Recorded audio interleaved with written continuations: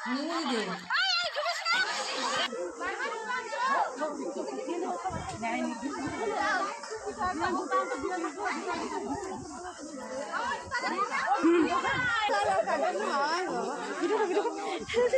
দেখো আমরা এখন জুতা রাখছি, জুতা চুরি হয়ে যায় সেই জন্য।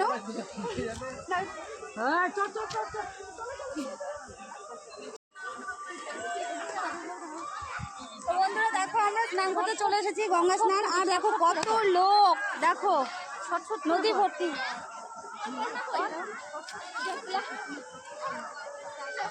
চলো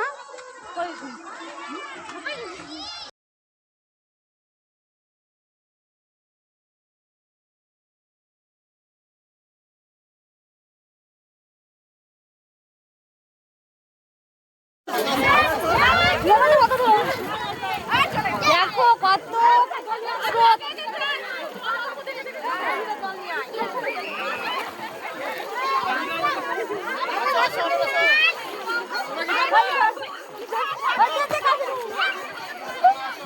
দেখো আমরা তো গামছা ধরে যাচ্ছি সবাই, এত কারেন্ট।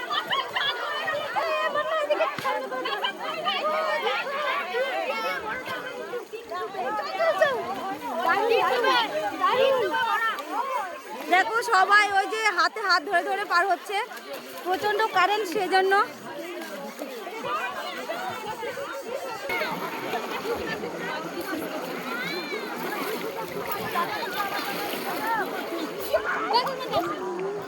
আচ্ছা আসেন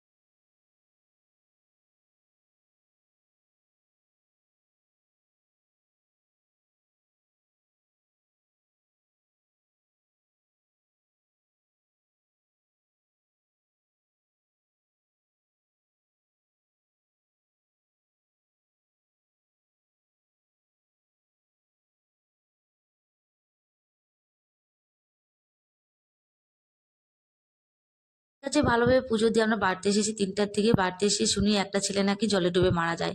কথাটা শুনে ভীষণ কষ্ট পাচ্ছিলাম, ভাবছিলাম আমরা ওখানে থাকতে কেন ঘটনাটা ঘটলো না, আমরা আসার পরে কেন ঘটলো। সবাই মিলে হয়তো ছেলেটাকে আমরা বাঁচাতে পারতাম।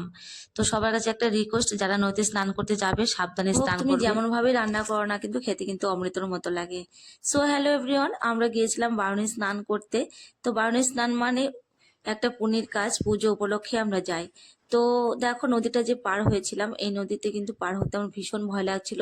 ভীষণ স্রোত নদীতে, এত স্রোত কি বলবো, সবারই ভয় লাগছিল। অনেকে সাঁতার জানে, অনেকে জানে না।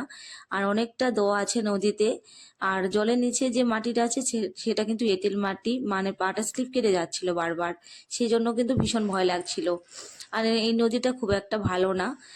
তোমরা আত্রা নদী যারা জানো সবাই শুনেছো, আত্রা নদীটা অতটা ভালো না। আর আমরা দেখো নদীটা পার হয়ে মায়ের ঘাটে পুজো দিয়ে নিচ্ছি মা গঙ্গার কাছে। তো পুজো টুজো কমপ্লিট করে আমরা যাব উপরে। আর যারা যারা আমাদের সাথে গেছে সবার কমপ্লিট হয়ে গেছে, আমি আর আমার দিদি লাস্টে পড়েছি। তো উপরে আর অনেক রকমের ঠাকুর আছে, সেখানেও আমরা পুজো দেবো। আর ওখানে মেলাও বসেছে। তো ওখানে গিয়ে ফার্স্ট টাইমে আমরা নিয়ে নিয়েছি কদম ফুল, তারপর নিয়েছি ভোগ মায়ের এখানে দেওয়ার জন্য। তো ভোগটুক নিয়ে আমরা কিন্তু পুজো দিব। ওখানে যার মনস্কামনা আছে সবাই কিন্তু কদম ফুল বেঁধে মনস্কামনা মানে প্রকাশ করে মায়ের কাছে। তো আমার যেটা মনস্কামনা আছে আমি মায়ের কাছে বলে তারপর কিন্তু আমি কদম ফুলটা বেঁধে দিয়েছি। আমার দিদিও বেঁধে দিয়েছে, আমিও বেঁধে দিয়েছি। এখানে আমরা ধূপকাঠি ধরে নিয়েছি। তারপরে দেখো এখানে যারা যারা এসটি আছে সবাই সবাইকে সিঁদুর পরে প্রণাম করলো। তো যাই হোক, তারপরে আমরা পুজোটা কমপ্লিট করে মায়ের কাছে মনের বাসনা পূর্ণ করে এখানে কদম ফুলটা বেঁধে আমরা গিয়েছিলাম প্রসাদ খেতে। প্রসাদটা এত টেস্ট হয়েছিল, মায়ের প্রসাদ কি বলবো, ভীষণ টেস্টফুল হয়েছিল। আমি তো দুবার নিয়েছি। আর মায়ের ভোগ মানেই ভীষণ মানে টেস্টফুল হয়। আর তুমি যেভাবে মায়ের প্রসাদ রান্না করো না কেন সেটা কিন্তু অমৃতর মতো লাগে, সত্যি অমৃতর মতো হয়েছিল।